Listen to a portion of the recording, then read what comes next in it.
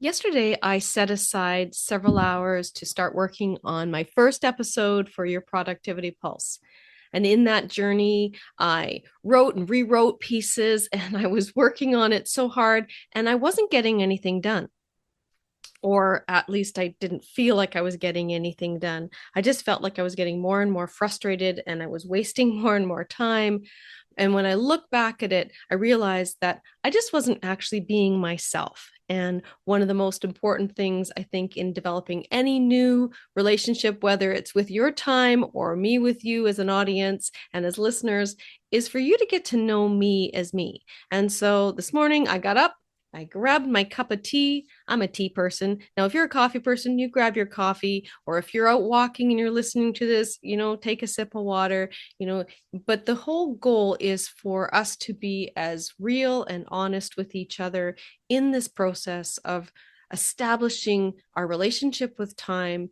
And the more we establish a relationship with time, the better that becomes, the more productive we can truly become in our lives, both in our work and in our home life.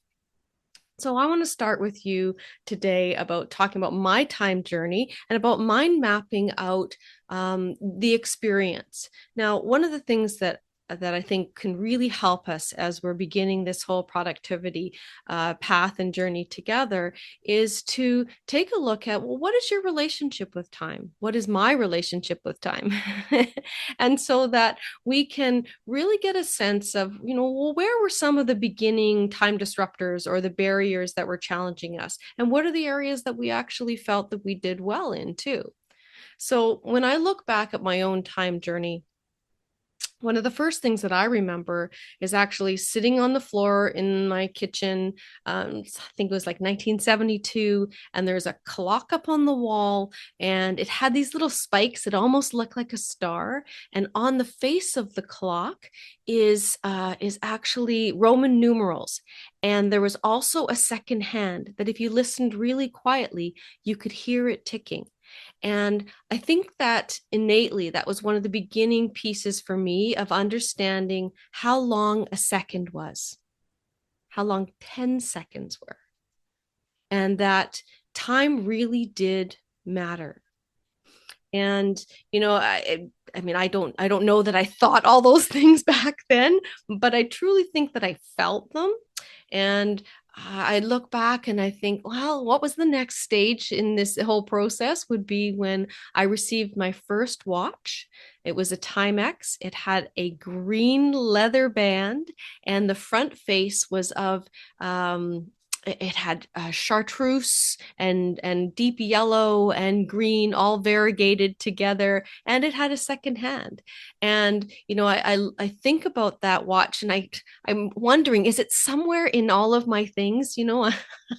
I'm older, much older now, 50 years older now. And I wonder, like, I want to find that watch. So I think I'm going to go on a mission one day and try and see if it's maybe in one of my old drawers or something like that. Because I think I'd like to hold that in my hand and see what that's like. Actually, that reminds me of the importance of time and things that came into our possession years ago, when I was out visiting my grandfather out in Saskatchewan. He had given my husband his pocket watch from back in the early 20s, I guess it was. And I look at that wind up pocket watch now, and I think about the true importance of having those reminders historically of time, time through ages. Anyways, that just came into my mind, which is part of the whole piece about being honest, as we're doing a mind mapping of our relationship with time and what are the things that were important to you. So just wanted to share that piece. And as we go forward in the journey, I think about, one of the next true markers in my ability to start really evaluating time was at about 7 years old. So just probably about the same time I got my watch, I started playing the violin. And I begged my parents that I wanted to learn to play the violin. And their rules were that if you're going to play an instrument, then you need to be responsible for practicing. And if you're responsible for practicing, you need to set a time every day to sit down and get that done. Now, I was I was young, but I was dedicated. And in truth, I probably was one of the most dedicated practicers around. And was I the best violin player ever? No, but I was the most dedicated. And I did see that over time, every day I practiced at 3:30. My parents never needed to remind me, and so I saw that at that point in my life, there was something different about the way I had a relationship with time, because I knew other people who were playing different instruments in my friends and my family.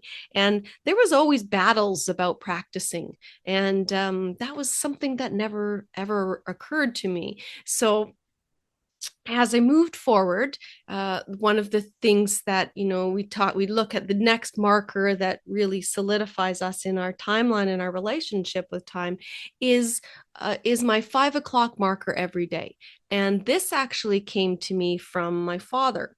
And he was a self-employed businessman, and he worked sometimes 15 to 18 hours a day.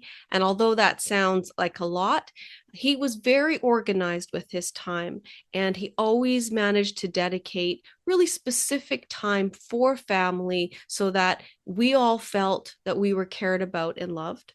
And 5 o'clock, from 5 to 6 every day, no matter what, my sisters and I had to be sitting at the dinner table and eating with them and enjoying that time. And as a family, being productive, right? Like, so sometimes we don't think about productivity in that way. We think about it many times just related to what we can get done from a work point of view, what's on our bucket list, what do we need to get done, what's on our checklist.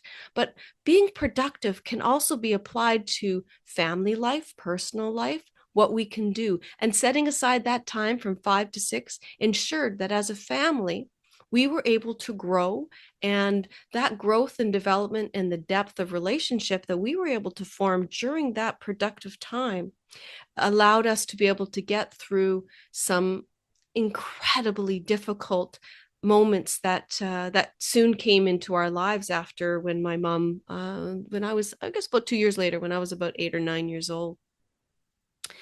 And so as we move forward in the timeline and my time relationship, I think one of the next pieces that is really important for me to share with you is about respecting time. And what relationship do you have with time in the sense of being late or early? Now, myself, being late was never an option. I was always brought up that you needed to be on time, be early if you can, and that being late was disrespectful to you and disrespectful to the other person. Now, that's not always easy, and as I got older, if there were times when, I was chronically late to a situation as an adult, I had to really sit down and kind of take a look, like, what was happening for me. And, maybe there was a deeper reason why I was actually late. And so, those are all different pieces that I'm really looking forward to being able to explore with you as we continue this journey of learning from one another and share different aspects of productivity, growth, and development. Thank you so much for spending your time with me on this episode of Your Productivity Pulse. If today's conversation sparked a moment of action or reflection, I invite you to keep that momentum going. More practical strategies designed to enhance productivity, reduce stress, and weave balance back into your life can be found by joining my newsletter at banartexpression.com. Once there, just head over to your Productivity Pulse podcast page to sign up, where you can find the link in the show notes. Remember, intention plus accountability equals productivity. Until next time, keep listening to your pulse.